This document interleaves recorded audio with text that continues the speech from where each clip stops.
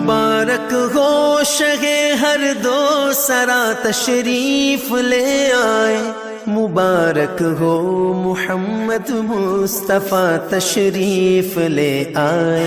جب کوئی دکھیے کے کام آتا ہے اور اس کی اعانت کرتا ہے تو پھر وہ راضی ہو جاتے ہیں۔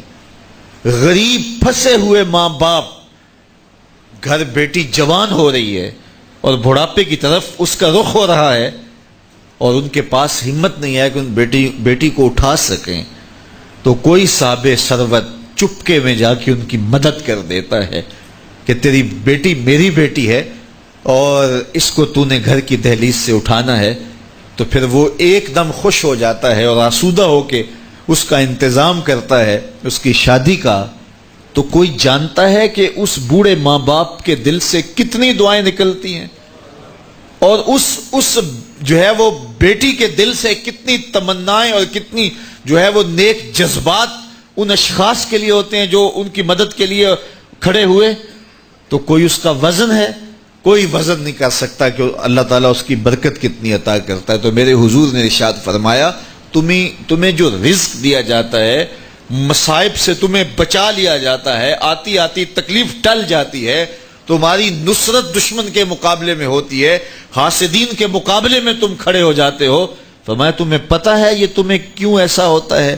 فرمایا الا بدعفائکم، جو تمہارے معاشرے کے کمزور لوگ ہیں جن کی تم نے مدد کی، فرمایا یہ ان کی دعاؤں کا نتیجہ ہوتا ہے۔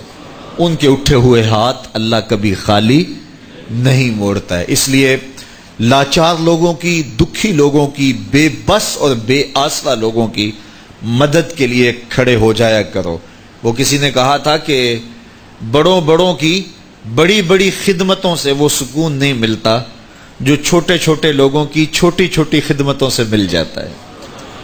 بڑوں کی بڑی خدمتیں بھی کریں تو وہ راضی نہیں ہوتے، لیکن چھوٹوں کی چھوٹی چھوٹی خدمتیں، یار غریب کو تو پیار سے کھڑا کر کے اس کے پشت پہ شفقت کا ہاتھ پھیر دیں تو وہ سارا دن خوشی سے گزار دیتا ہے کہ آج جو ہے وہ فلاں صاحب نے مجھے تکریم دی ہے، مجھے عزت دی ہے۔ تو میرے حضور نے فرمایا کہ تمہاری جو مدد ہوتی ہے اور رزق دیا جاتا ہے یہ تمہارے کمزوروں کی وجہ سے اللہ تعالیٰ تمہارے اوپر کرم فرماتا ہے۔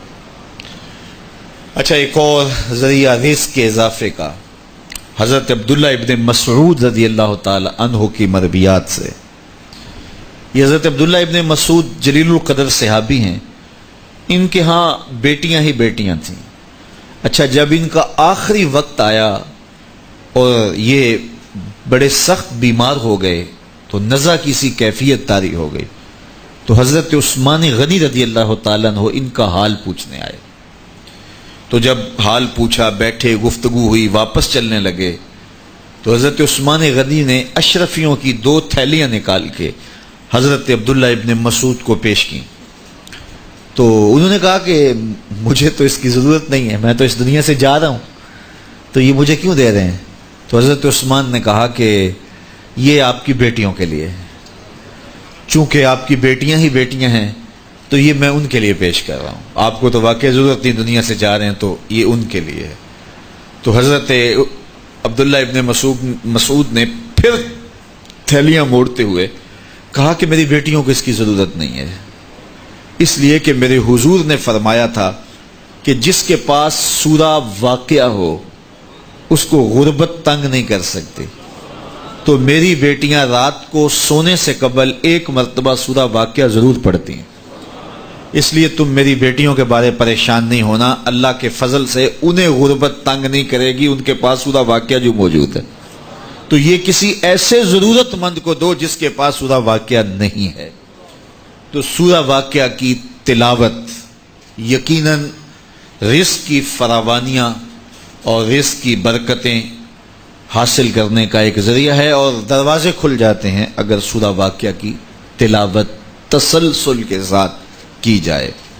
اس لیے اپنے معمولات میں سورہ واقعہ کو شامل کر لیجئے گا، اس کی برکات سے انشاءاللہ رزق کی فراوانیاں نصیب ہوتی ہیں۔